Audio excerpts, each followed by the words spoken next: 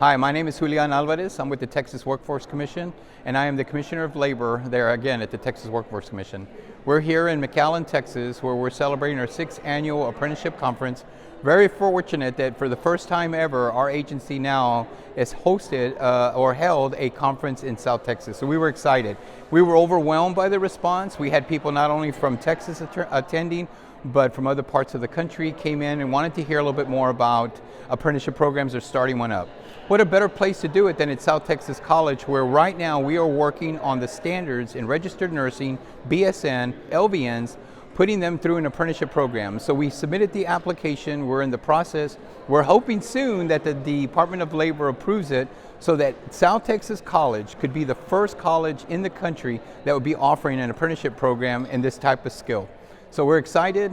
We just wanted to let everyone know that the apprenticeship program, as we are speaking right now, Carlos Margo is up on stage talking about the value of various programs that they're offering, whether it's in healthcare, electrical work, masonry, IT, cybersecurity. You know, they're the only ones in the country that started the first brewmaster, and these two brothers started a program that now allowed them to be entrepreneurs and have a successful business on 10th Street. So what a great program. You know, we're very grateful for the city of McAllen for allowing us to be here today and kind of expose not only the people of the Valley, but people around the state about the value of apprenticeship programs.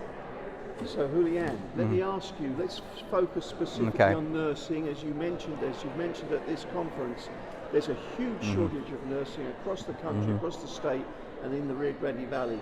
So what you're saying is, working with South Texas College, you're applying for approval with the Department of Labor for something that just has not happened. This is a special unique program, never been done before. That's correct. As you know, just recently, Steve, I was at the White House where we were talking about what we were doing in apprenticeship programs, and we were very fortunate that I had an opportunity to talk to the Department of Labor about some of the specifics that were in the application. For example, on-the-job training hours. As you know, in order to have a program like this, you need 2,000 hours of on-the-job. And so we are in the cutting edge here at South Texas College, working closely with Dr. Plummer, Dr. Margo, about putting actually a program together that's going to be the first in the state. But that required a lot of work. So DHR is involved, the Valley Baptist, Manny Vela and his team, Stephen was there with these convenings of meetings. It took a lot of work. We had to look at the curriculum. The Department of Labor had to be involved, Higher Ed had to be involved, and of course Dr. Hooper, who's with the Board of Nursing, was involved in those discussions. So this has been going on for over a year and a half. Our initial meeting took place at DHR, where Dr. Valerio was a part of those discussions, showed us the curriculum, and he showed us the demand. I think I've shared with you in the past that between now and 2032, we're going to be short 57,000 registered nurses. So where are we going to get that? And so we made it possible through our WIOA reserve funding. I asked my fellow commissioners that they would allow me to use $10 million to actually pay students here in the Rio Grande Valley their clinical work, which has never been done, Steve. So right now the application's out. So students now, while they're doing their clinicals, are going to actually get paid. That was one of the obstacles from students wanting to go into the healthcare industry. So these students now will be paid clinicals, but we're going to change the term from paid clinicals to paid stipends. Again, an approval from the coordinating board and the Board of Nursing. So there's been a lot of work behind it. As I mentioned to you earlier, we're this close to actually making an announcement, hopefully during National Apprenticeship Week in November, Steve, that South Texas College will be awarded the distinction of being one of the first colleges, if not the first college in the country, to offer registered nursing as an apprenticeable occupation.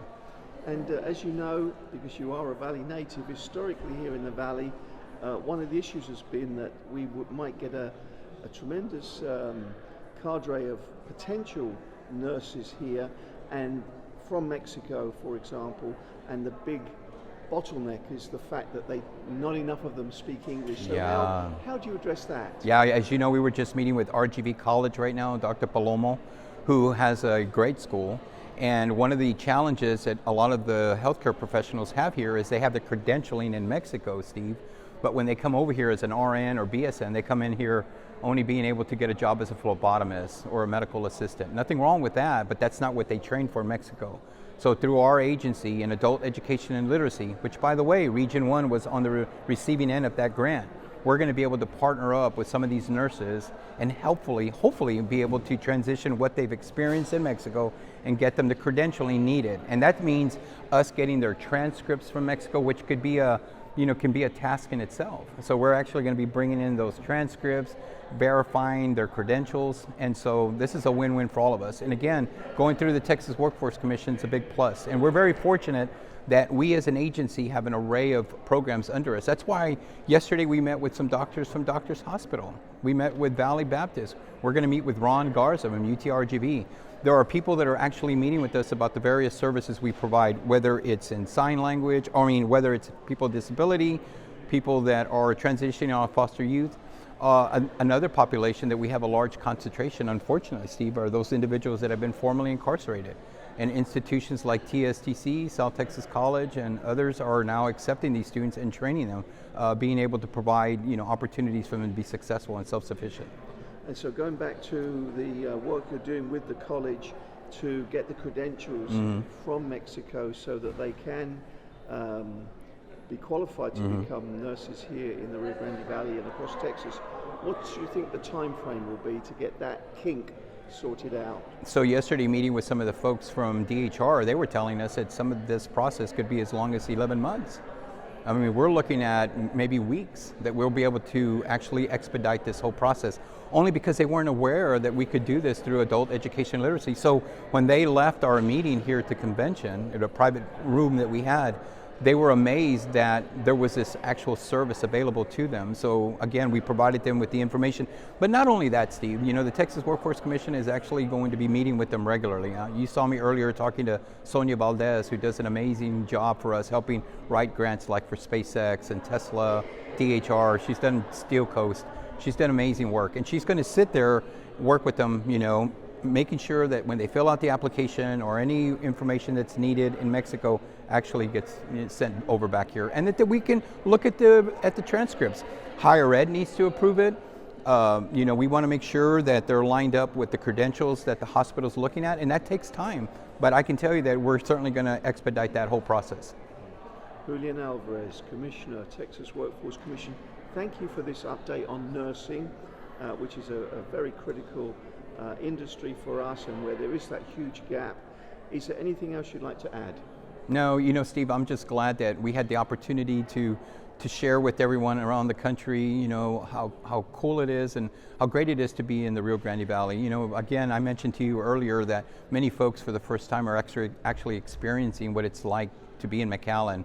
And the perception that they had was totally different than what they experienced. Going to some of the finest restaurants, listening to mariachi group. I want to take this time to thank UTRGV for allowing us to have mariachis from an award-winning group play for my guests that are coming in from all over the state. That was just an added bonus, and they say you guys do it right. And as you heard from our executive director, who knows, we may be doing this again with other conferences. So we just want to thank the mayor, Villalobos, for allowing us to be here in his great city, Pepe and the commission, and of course Roy and Joe for being such great hosts and making sure that this was possible. Well, thank you so much for today's interview. Thank you, Steve.